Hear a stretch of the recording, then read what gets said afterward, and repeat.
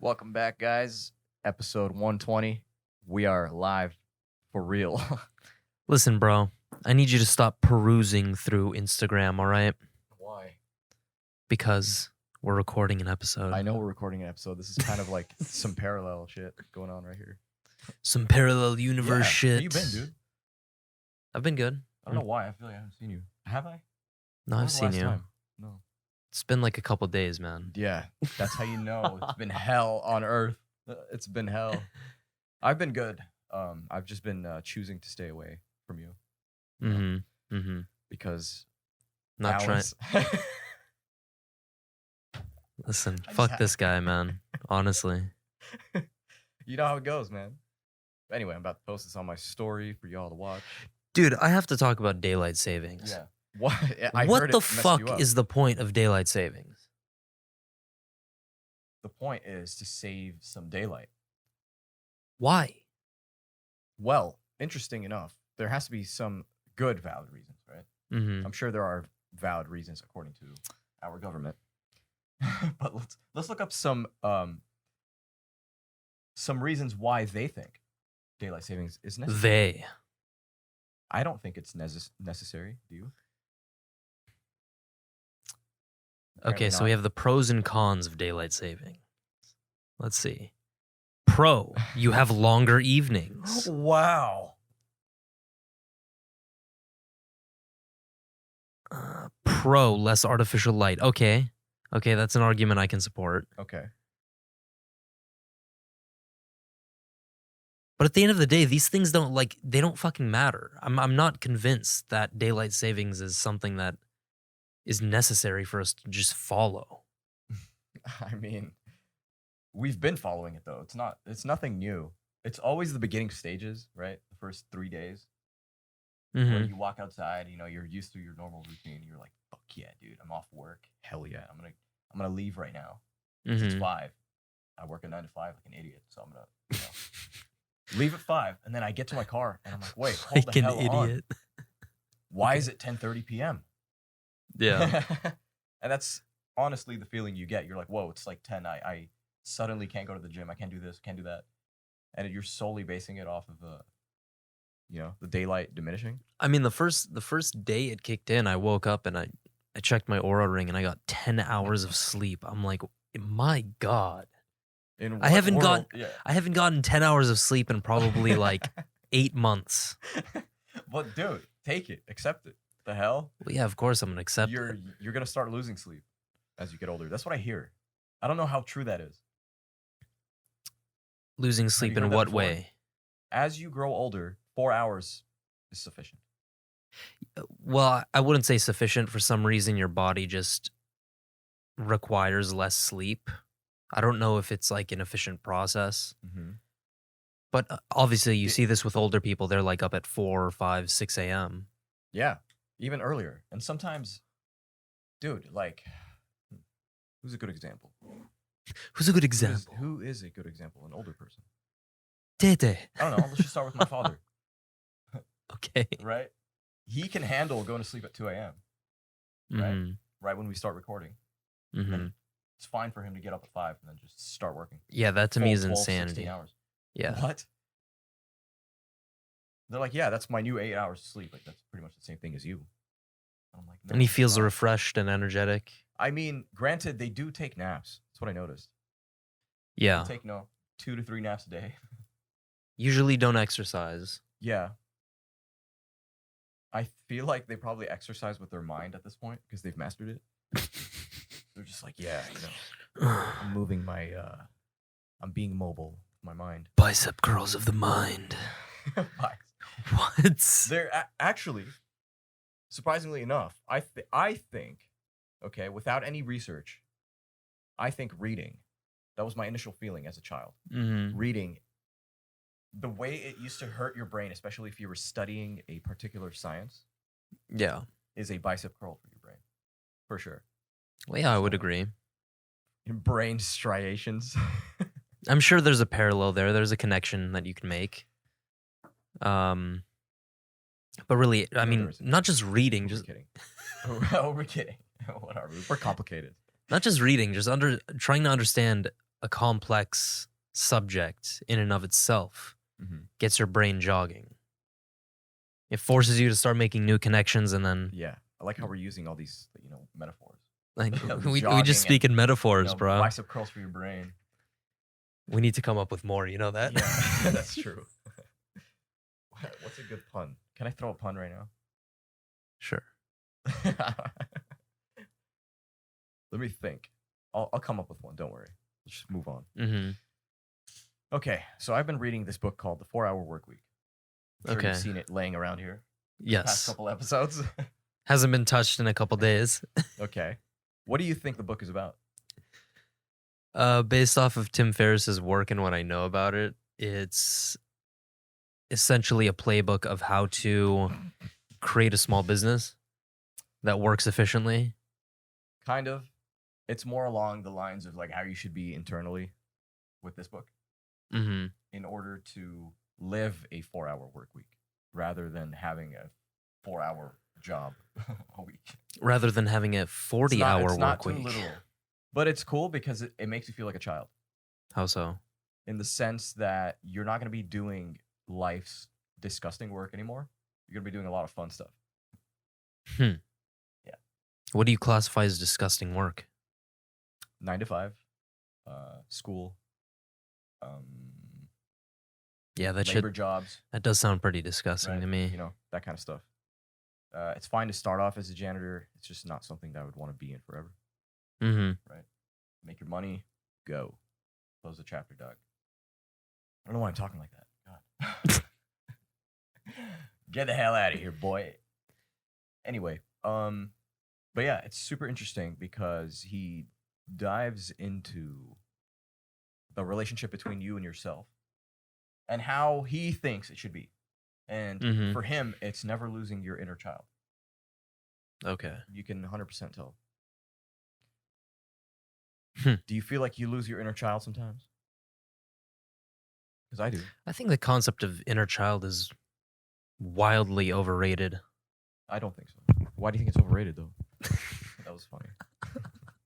If anyone didn't see that, I just slapped the mic across my face. I don't know. I just feel like it's one of those new age concepts that a lot of hippie ass people love to throw around to make themselves feel better and sound smart.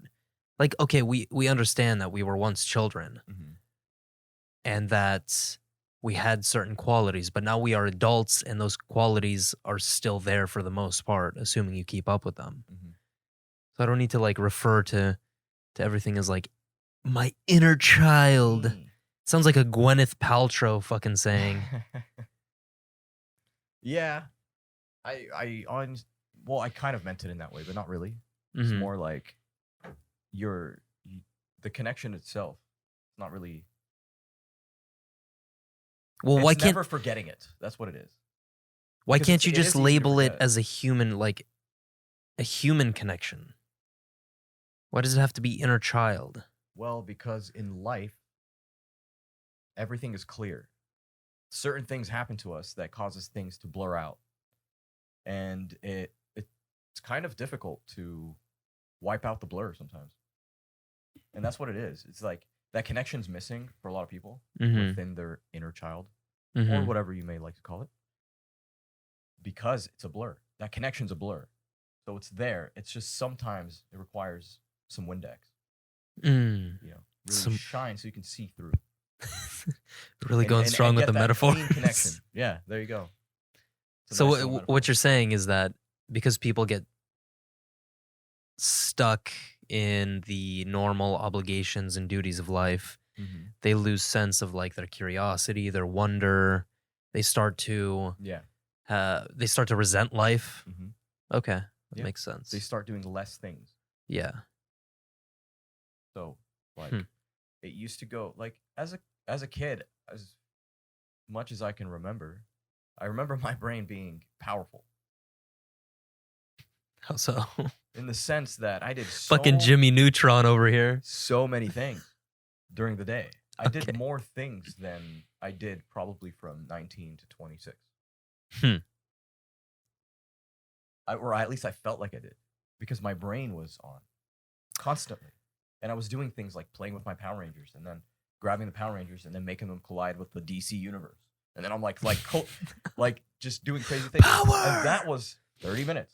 And then after that, I'll go outside and rollerblade, and then I'll climb trees, and then I'll hang out with my neighbor, and then I'll go, stare at my crush, and then come back, eat, watch TV, watch a movie, read, do homework, go back outside, start digging. It's a full-on adventure. It's like a lot of things, right?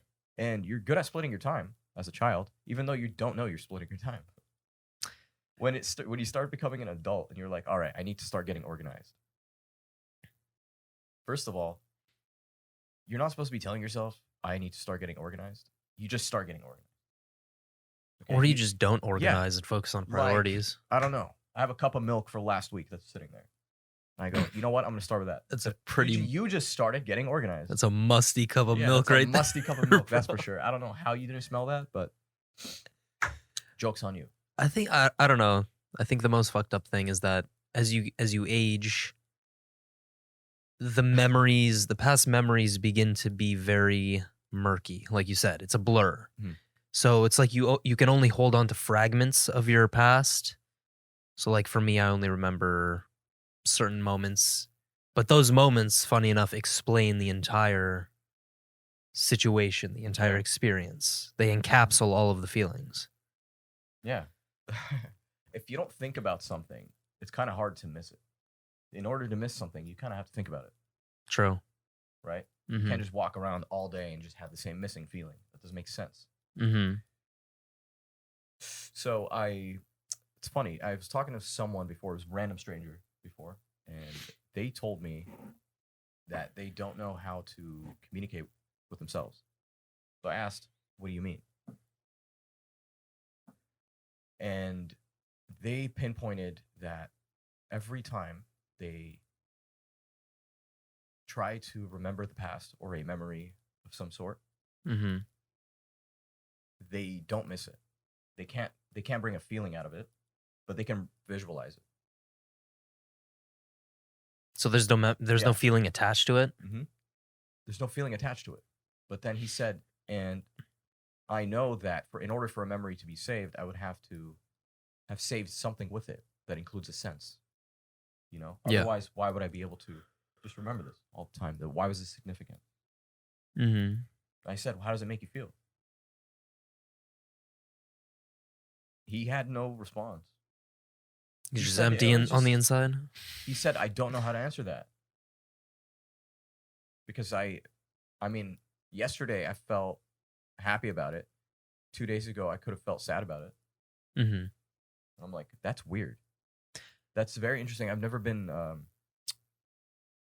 through that. So what, his core issue is that he feels disconnected?